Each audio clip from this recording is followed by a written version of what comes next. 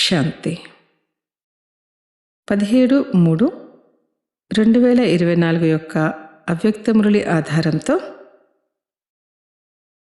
నేను అన్న దేహాభిమానాన్ని వదిలి తండ్రి సమానంగా అయ్యే యోగాభ్యాసం చేద్దాం.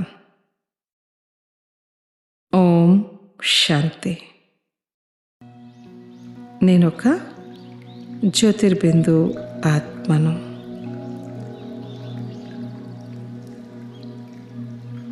భాగ్యవాన్ ఆత్మను.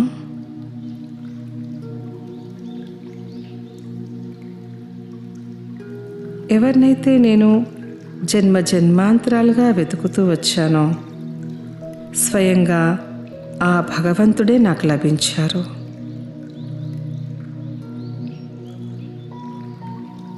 స్వయంగా ఆ సర్వశక్తివంతుడి యొక్క పాలనలో పాలించబడుతున్న నేను పరమ భాగ్యశాలి ఆత్మను.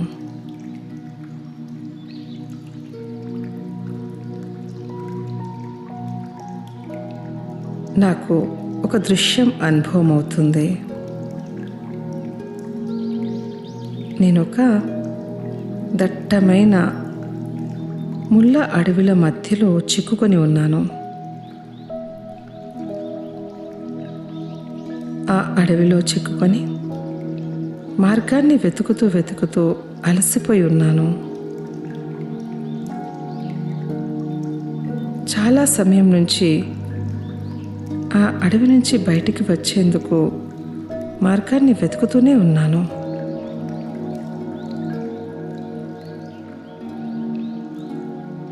నా భాగ్యం, అకస్మాత్తుగా నాకు మార్గం కనిపించింది. నేను ఆ మార్గంలో నడుస్తూ ఉన్నాను.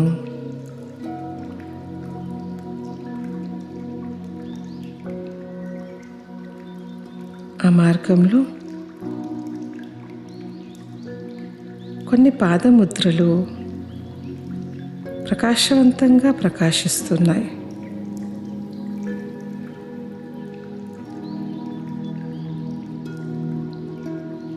నేను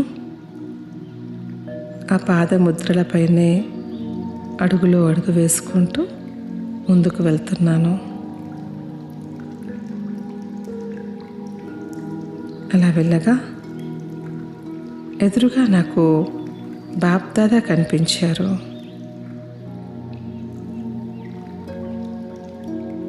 నన్ను ప్రేమగా ఆహ్వానిస్తున్నారు.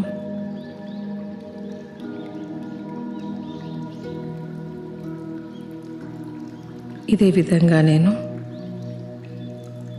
ఈ మాయా అడవిలో బ్రహ్మబాబా అడుగులో అడుగు వేసుకుంటూ ముందుకు వెళ్తున్నాను. నా నెంబర్ ఇంకా ముందుకు తీసుకెళ్ళడానికి.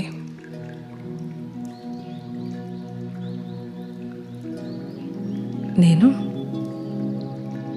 ప్రతి ఆలోచనలో, మాటల్లో, కర్మల్లో, సంబంధ సంపర్కాలలో ఫాలో ఫాదర్ చేసే ఆత్మను.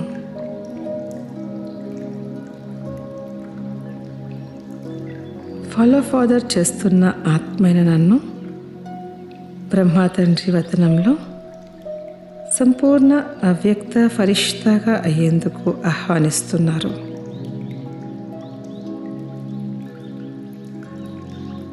రా బిడ్డ, మధురమైన బిడ్డ, త్వరగా రా.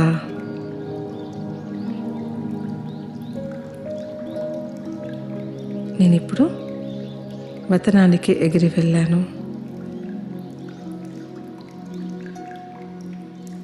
ఎక్కడైతే స్వయం బాప్దాదా నా కోసం నిరీక్షిస్తున్నారో,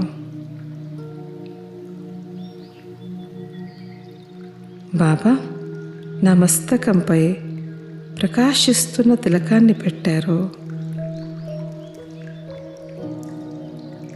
పవిత్రత యొక్క లైట్ కిరీటాన్ని పెట్టారు.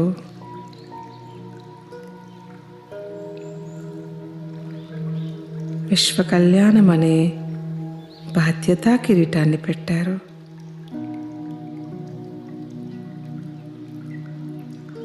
నేను డబల్ కిరీటధారి ఆత్మను. బాప్దాదా నన్ను తమ హృదయ సింహాసనంపై కూర్చోబెట్టారు. పరమాత్మ ద్వారా కిరీటము, సింహాసనము, తిలకాన్ని పొందిన నేను అతి శ్రేష్ఠ భాగ్యవాన్ ఆత్మను.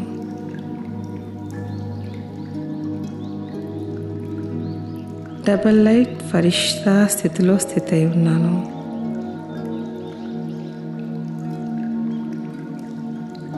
ఈ ఉన్నతమైన స్థితిలో సదా ఉండడానికి 108 విజయమాలలో రావడానికి సంకల్పాల్లో, మాటల్లో, కర్మల్లో, సంబంధ సంపర్కాల్లో ఉన్న అన్ని రకాల నెగటివ్ మరియు వేస్ట్ యొక్క భారం నుంచి ముక్తవుతున్నాను. నాది నాది అనే సూక్ష్మ దేహ అభిమానాన్ని త్యాగం చేస్తున్నాను. నా విశేషతలైనా కానీ, నా గుణాలే కానీ, నేను చేస్తున్న సేవే కానీ అన్ని పరమాత్మని ప్రసాదమే, నావేవీ కావు. నేను తండ్రి సమానమైన విశ్వ కళ్యాణకారి ఆత్మను. సదా అనంతమైన వృత్తి, దృష్టి, స్థితిలో ఉన్నాను. ఎవర్ రెడీగా ఉన్నాను.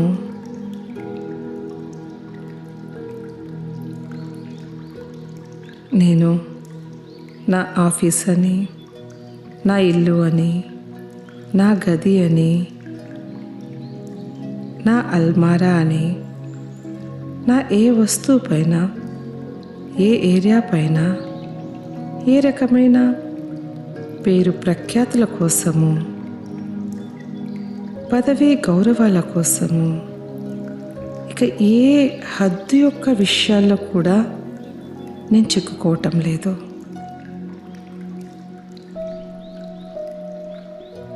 రకరకాలుగా నా అన్న సంబంధాలు, హద్దు సంబంధాలు, వ్యర్థ భారాలను సమాప్తం చేస్తూ నేను తేలికగా ఫరిష్తా స్థితిని అనుభవం చేసుకుంటున్నాను.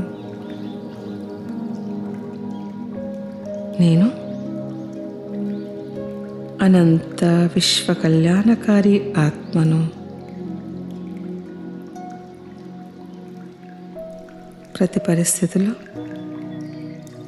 వ్యక్తి, ప్రకృతి నుంచి ఏ పరీక్షణ రాని నేను అచలంగా, అడవులంగా ఉన్నాను. విషయాలని చూడటం లేదు. నన్ను నేను చూసుకుంటున్నాను, మరి సూక్ష్మంగా చెకింగ్ చేసుకుంటున్నాను.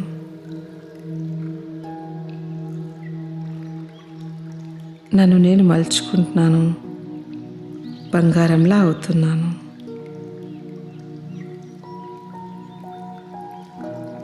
నేను తండ్రి యొక్క అడుగులో అడుగు వేసే ఆత్మను. విజయీ ఆత్మను. నేను ఫరిష్తాను. ఈ ఉన్నతమైన స్థితిలో ఉంటూ తిరిగి ఈ దేహాన్ని ధారణ చేస్తున్నాను. సాక్షి నా పాత్రను పోషిస్తున్నాను. ఓం శాంతి శాంతి శాంతి.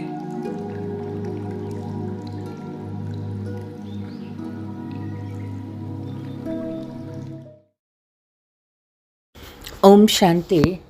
మధురమైన పిల్లలారా, మేము పరమాత్ముడైన తండ్రి విశ్వవిద్యాలయంలో చదివే విద్యార్థులము భవిష్య నూతన ప్రపంచ వారసత్వాన్ని పొందేందుకు చదువుకుంటున్నామనే గుప్తమైన ఖుషి మీకు ఉండాలి.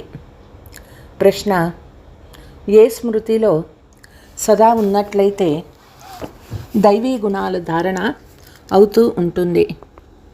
జవాబు: ఆత్మలమైన మేము శివబాబా సంతానము.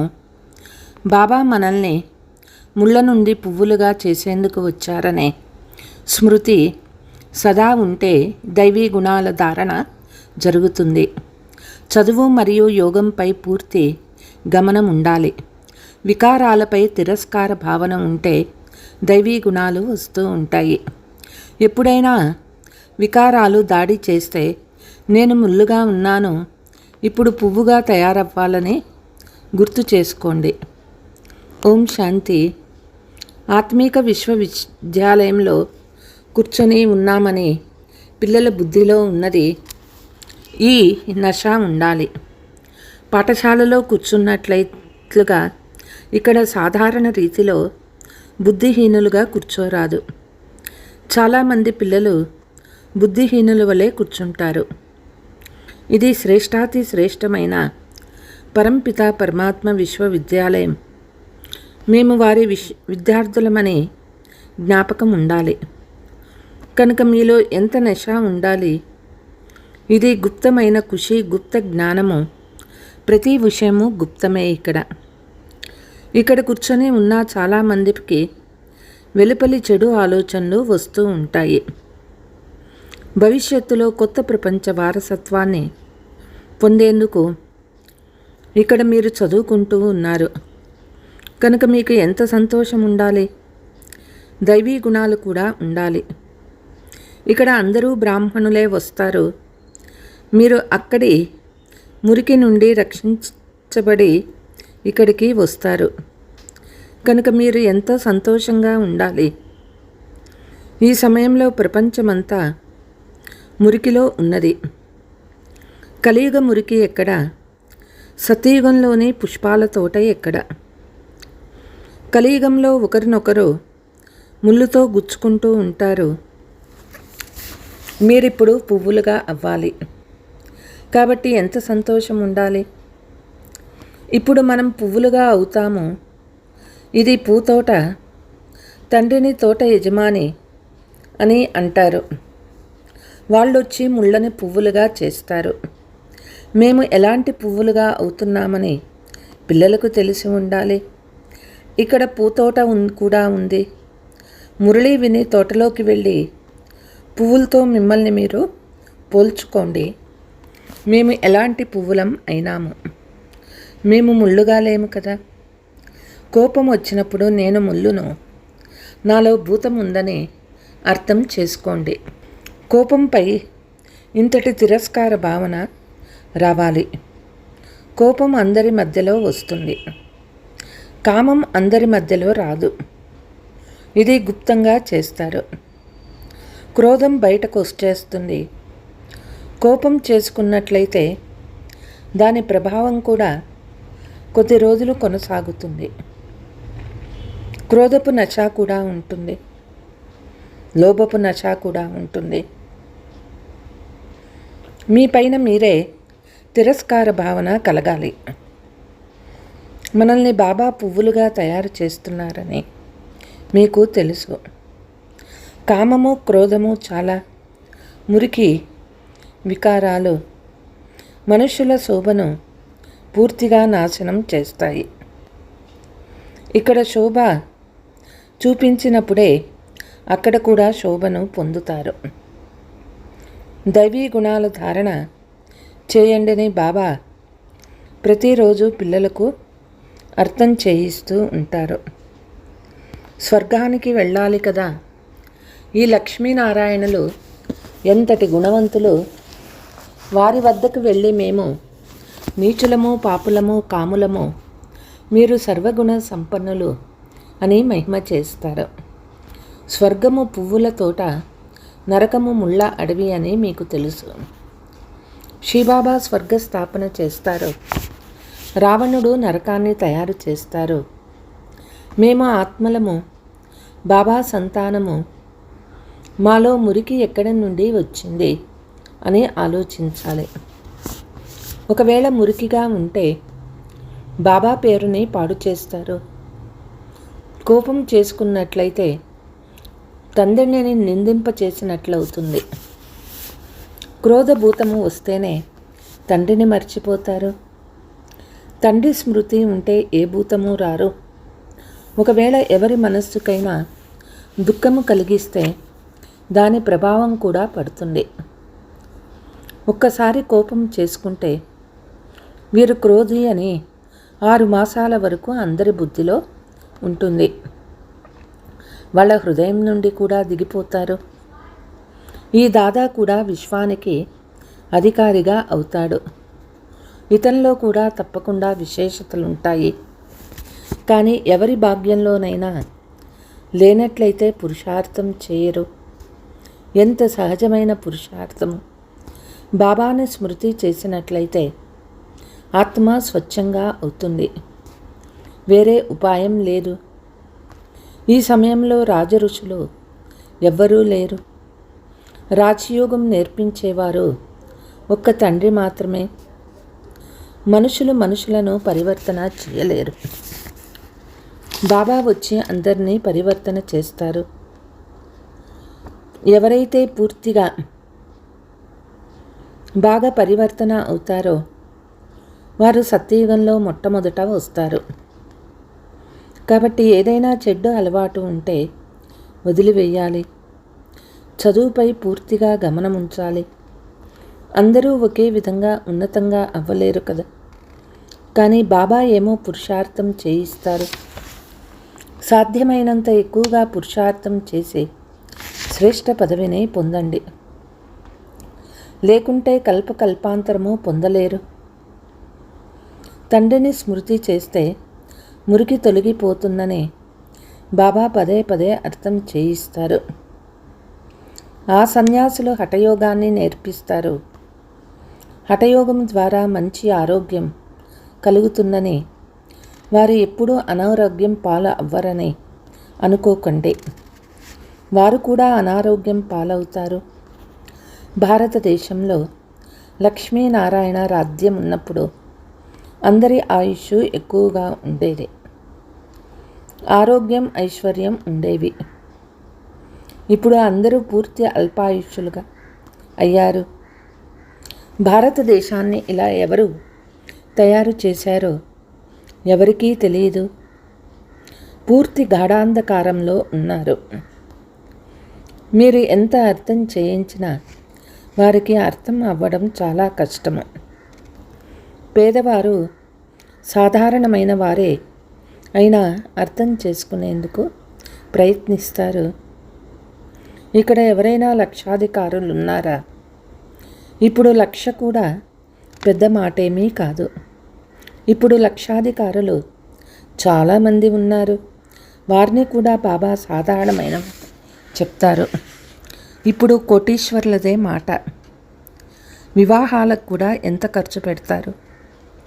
ఇతరులకు బాణం తగిలే విధంగా మీరు చాలా యుక్తిగా అర్థం చేయించాలి.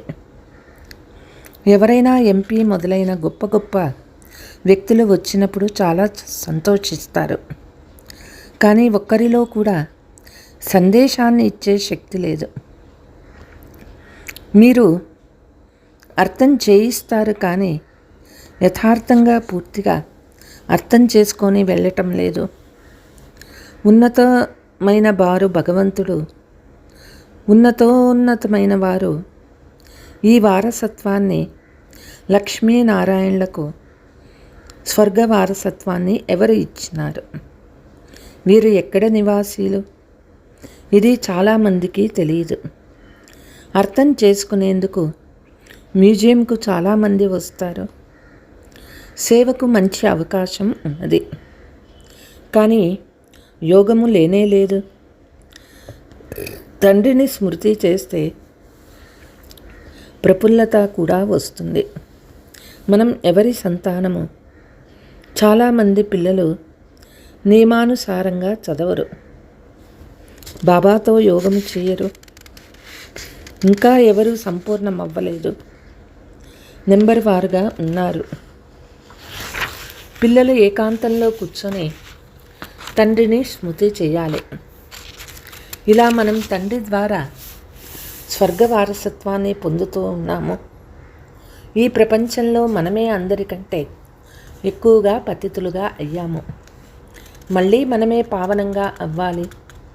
ఇది బాగా జ్ఞాపకం ఉంచుకోవాలి.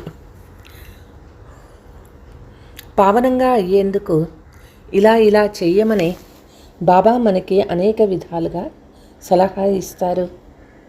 విక్టోరియా రాణి మంత్రి పేదవాడుగా ఉండి వీధి లైట్ల కింద చదువుకొని ఉన్నత పదవిని పొందాడు. ఆసక్తి ఉండేది. ఇది కూడా పేదవారి కొరకే. బాబా పేదల పెన్నిది. ధనవంతులు భగవంతుణ్ణి ఏం స్మృతి చేయగలరు? మాకు స్వర్గం ఇక్కడే ఉందని అంటారు. ధనవంతులు భగవంతుణ్ణి ఏం స్మృతి చేయగలరు?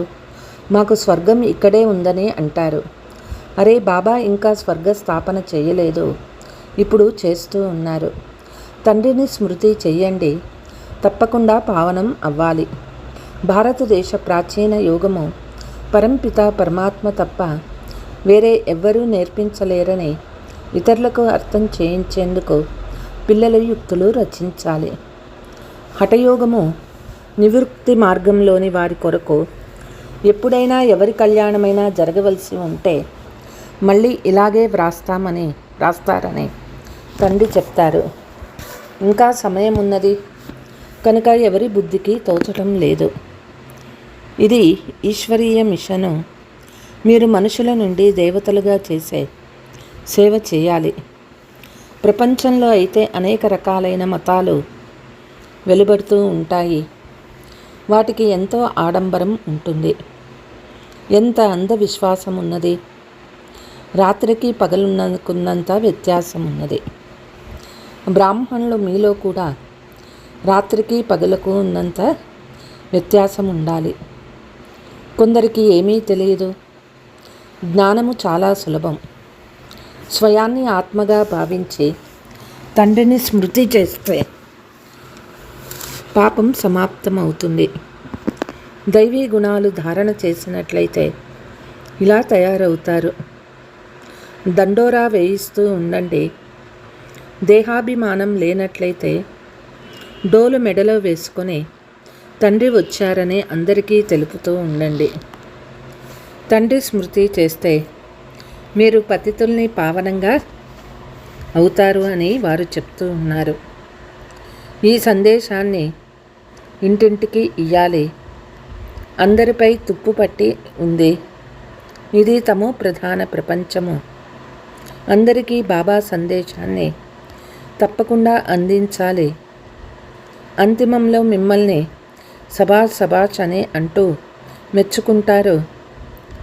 మీరు ఎంత అద్భుతంగా చేశారని అందరూ అంటారు. చాలా మేల్కొల్పించారు, కానీ మేము మేల్కోలేదు. ఎవరు మేల్కొన్నారో వారు పొందారు, ఎవరు నిద్రపోయారో వారు కోల్పోయారు అని అంటారు. తండ్రి సామ్రాజ్యం ఇచ్చేందుకు వచ్చారు, అయినా పోగొట్టుకుంటారు. సర్వీస్ కోసం యుక్తులు రచించాలి. తండ్రి వచ్చి చెప్తూ ఉన్నారు. తండ్రినొక్కరిని స్మృతి చేస్తే వికర్మలు వినాశమవుతాయి. పవిత్రంగా అయ్యి పవిత్ర ప్రపంచానికి అధికారులుగా అవుతారు. స్మృతి చేయకుంటే పాపాలు నశించవు, ఎలాంటి మురికి ఉండదు. అప్పుడే ఉన్నత పదవి పొందగలరు. లేకుంటే పదవి కూడా తగ్గిపోతుంది, శిక్షలు కూడా అనుభవిస్తారు. సర్వీస్ చేసేందుకు మంచి అవకాశం ఉన్నది. చిత్రాలు వెంట తీసుకువెళ్తే సర్వీస్ చేయగలరు. పాడవని విధంగా చిత్రాలను మంచిగా తయారు చేయాలి. ఈ చిత్రాలు చాలా బాగున్నాయి. మిగిలిన మోడల్స్ అయితే ఆటబొమ్మలు. గొప్ప గొప్ప వ్యక్తులవి పెద్ద పెద్ద చిత్రాలు ఉంటాయి. 1000 సంవత్సరాలు కూడా ఉంటాయి. మీకు ఈ 6 చిత్రాలు చాలు. సృష్టి చక్రం ఎలా తిరుగుతుందో మేము మీకు అర్థం చేయిస్తామని చెప్పండి. ఈ చక్రాన్ని స్మృతి చేయడం వలన మీరు చక్రవర్తి రాజులుగా అవుతారని చెప్పండి. బ్యాడ్జీ కూడా చాలా బాగుంది, కానీ దాని విలువ పిల్లలకి తెలియదు. దీనిపై కూడా మీరు అర్థం చేయిస్తూ ఉన్న మీకు చాలా సంపాదన కలుగుతుంది. ఈ బ్యాడ్జీ ఎలాంటిది అంటే అది హృదయంపై వేలాడుతూ ఉంటుంది. బాబా బ్రహ్మ ద్వారా ఆస్తిని ఇస్తూ ఉన్నారని చెప్పండి.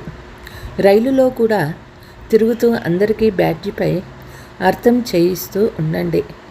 చిన్న పిల్లలు కూడా సేవ చేయవచ్చు. మిమ్మల్ని ఎవ్వరూ వారించలేరు.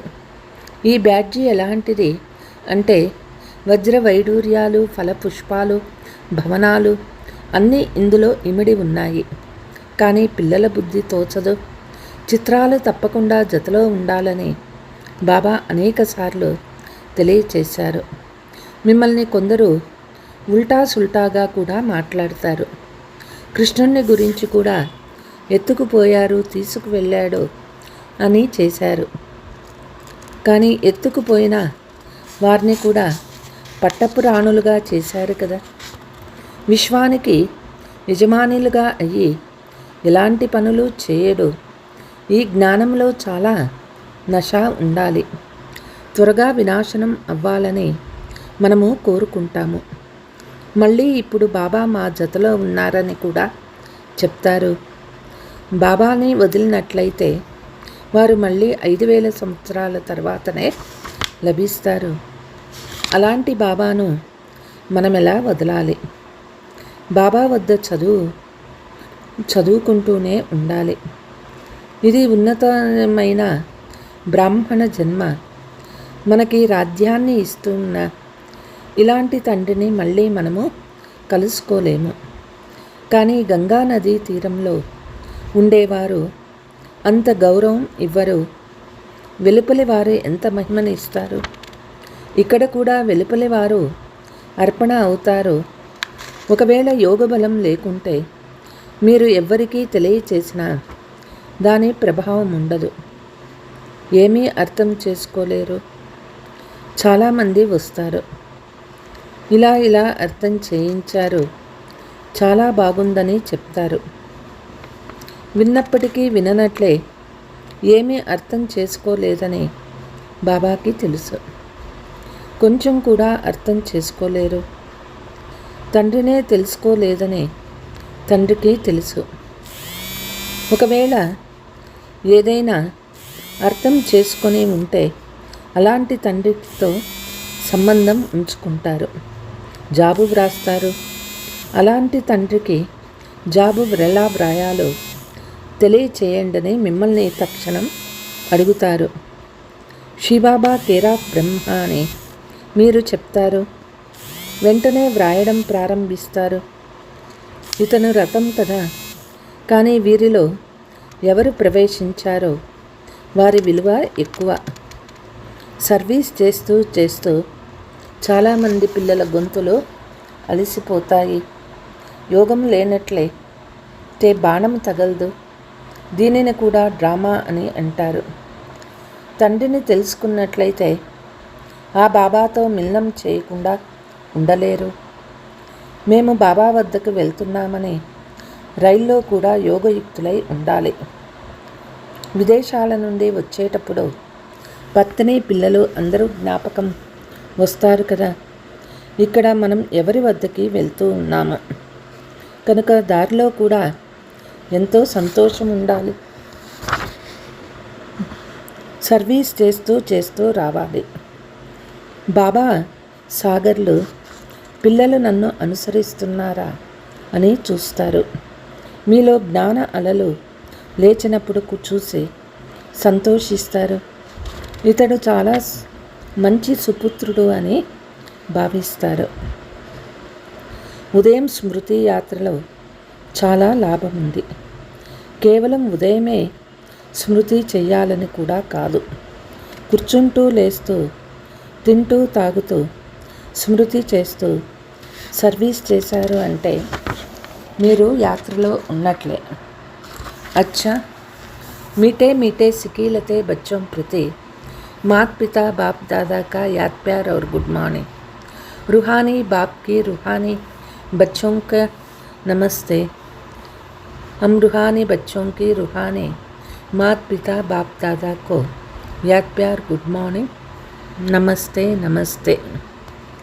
ధారణ: ఎవరి మనస్సుకు దుఃఖాన్ని ఇవ్వరాదు. అంతరికంలో ఏవైనా భూతాలు ఉన్నట్లయితే వాటిని చెక్ చేసుకొని తొలగించుకోవాలి. పువ్వులుగా అయ్యి సర్వులకు సుఖం ఇవ్వాలి. జ్ఞానసాగర్ని సంతానం కనుక ఆంతరికంగా జ్ఞాన అలలు సదా లేస్తూ ఉండాలి. సర్వీస్ చేసేందుకు యుక్తులు రచించాలి. రైలులో కూడా సర్వీస్ చేయాలి. దానితో పాటు పావనంగా అయ్యేందుకు స్మృతి యాత్రలో కూడా ఉండాలి. వరదానము: స్మృతి మరియు సేవల బ్యాలెన్స్ ద్వారా తండ్రి సహాయాన్ని అనుభవం చేసే ఆశీర్వాదాలకు పాత్రులైన ఆత్మాభవ. ఎక్కడైతే స్మృతి మరియు సేవల బ్యాలెన్స్ అంటే సమానత ఉందో అక్కడ తండ్రి నుండి విశేషమైన సహాయం అనుభవం అవుతుంది. ఈ సహాయమే ఆశీర్వాదము. ఎందుకంటే బాప్ దాదా ఇతర ఆత్మల వలె ఆశీర్వాదాలను ఇవ్వరు. తండ్రి అశరీరి కనుక బాప్ దాదా ఆశీర్వాదం ఏమంటే సహజంగా స్వతహాగా సహాయం లభించటం, దాని ద్వారా అసంభవమైన విషయాలు సంభవమైపోతాయి. ఇదే సహాయం అంటే ఆశీర్వాదం. మీరు ఇటువంటి ఆశీర్వాదానికి పాత్రులైన ఆత్మలు. మీకు ఒకే అడుగులో పదమాల సంపాదన జమ అవుతుంది. స్లోగన్: సకాష్ ఇచ్చేందుకు అవినాశి సుఖము శాంతి లేక సత్యమైన ప్రేమ యొక్క స్టాక్ను జమ చేసుకోండి. అచ్చా, ఓం శాంతి.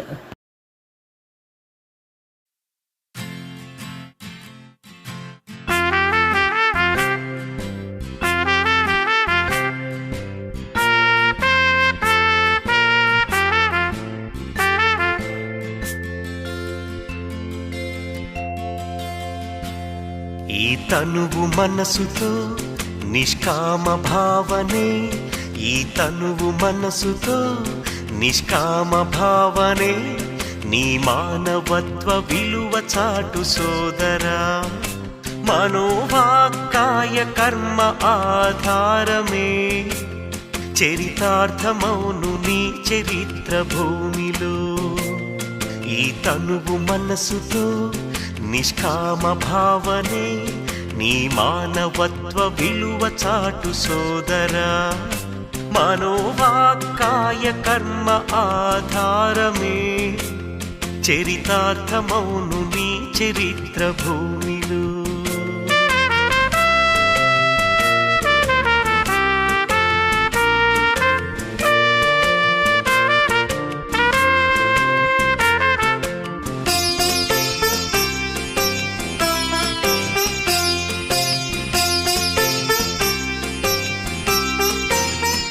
అమూల్యమైన ఈ జన్మ విలువ తెలుసుకో, నీ విలువ తెలుసుకో.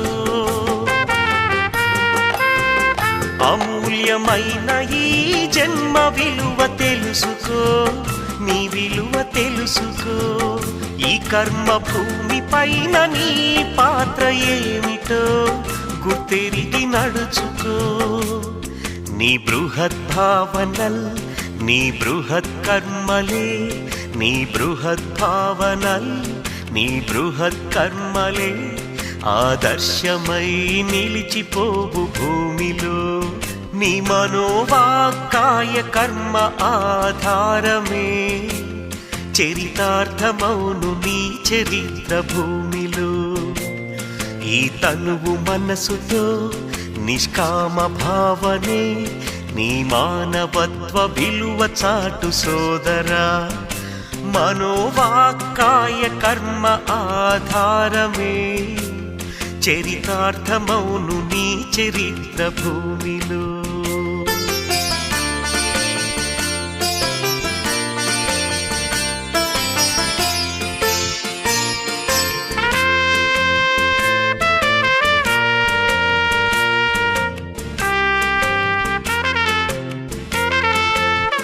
కరుణార్థ ప్రేమ దయా దృష్టి కనులు చూడాలి, నీ కనులు చూడాలి. కరుణార్థ ప్రేమ దయా దృష్టి కనులు చూడాలి, నీ కనులు చూడాలి. సదా సుమధుర సరళ ధ్వనులే నోట రావాలి, నీ నోట రావాలి. ఆత్మాభిమానమే నిన్ను రక్షించునులే, ఆత్మాభిమానమే నిన్ను రక్షించునులే. ఈ జన్మ సమయమే నీకు పరీక్ష. మనోవాక్కాయ కర్మ ఆధారమే చరితార్థమౌను నీ చరిత్ర భూమిలో. ఈ తనువు మనసుతో నిష్కామ భావనే నీ మానవత్వ విలువ చాటు సోదరా. మనోవాక్కాయ కర్మ ఆధారమే చరితార్థమౌను నీ చరిత్ర భూమిలో. పవిత్ర జీవనం సాగించు సోదరా, పవిత్ర జీవనం సాగించు సోదరా, పవిత్ర జీవనం సాగించు సోదరా.